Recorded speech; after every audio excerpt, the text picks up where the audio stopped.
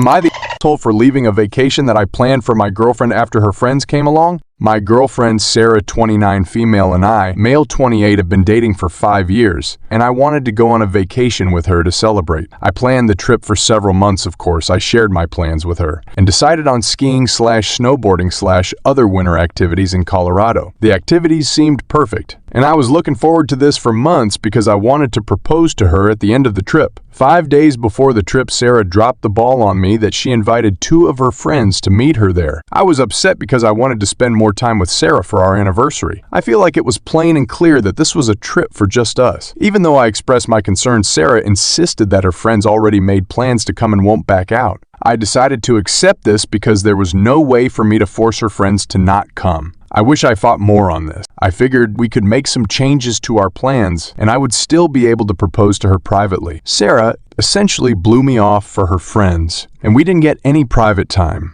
After 3 days of being in second place, I decided to leave the trip and head home. I told Sarah why I was leaving, and she was upset. She told her friends about my decision, and I was ganged up on. They said we were all having a great time. She thinks I'm being a jerk for making her pick between her friends and me. Even though her friends weren't invited in the first place, I never had personal issues with her friends prior to this trip. I never made Sarah pick between me or her friends because everyone needs friends outside of a relationship. I'm at home now and thinking about everything. I have a day to myself before Sarah comes home, so at least I get to relax a bit. Sarah and her friends think I'm overreacting and think I ruined the trip. I think Sarah was disrespectful and rude to me by ruining the purpose of this trip and having her friends gang up on me. Edit: this was a planned anniversary/romantic trip. I was clear that we have plans for just us two. We've been on other anniversary trips together without her friends there. We did discuss marriage beforehand, so it's not like a proposal wouldn't been out of the blue. Minor update: my friends are here at the house,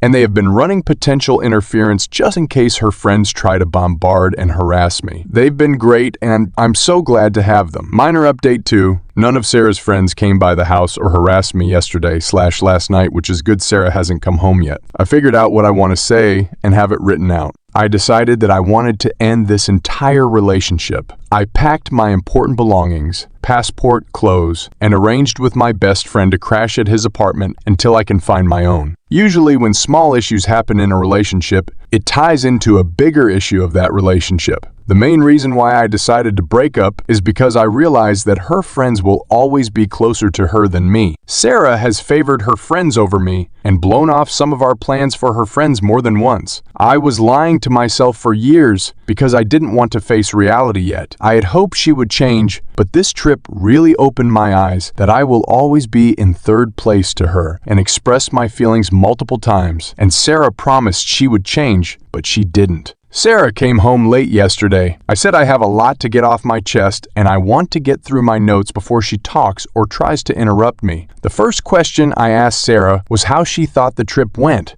She said we all had fun, and it was memorable. I shouldn't have to feel like the third wheel in my own relationship, especially on a trip that I planned. My next question was, why did you invite your friends in the first place? You knew this was an anniversary trip for us. She talked about the trip with her friends since the beginning, and they never been to Colorado. She thought it would be a good idea to allow them to come just so they can have fun in Colorado with us. I followed up with my lack of knowledge of her friends coming along until days before. It's one thing if they came and did their own activities, but it's another thing that every activity became a group activity. I signed up for a monogamous, not poly relationship. My last question was, did you know that I was going to propose to you? Sarah said she didn't know at all. The thought never occurred to Sarah that I was going to ask. She claimed that she wouldn't have invited her friends to come along if she knew, but I responded that it would ruin the surprise if I told you. Sarah begged me to stay with her and believes we can work everything out. She didn't want me to throw 5 years away after this one bad trip. I listened to her promises to change for years regarding her friends, but nothing happened. I ultimately left Sarah with this: it's clear that there isn't enough room in your heart for your boyfriend and your friends. As much as I love Sarah, I can't stay in a relationship where I'm not respected enough. I left Sarah in the house by herself, and I drove off to my friend's place. I'll figure out how to get my name off the lease, and I'll plan to get the rest of my belongings. As for the ring, I will return it this weekend.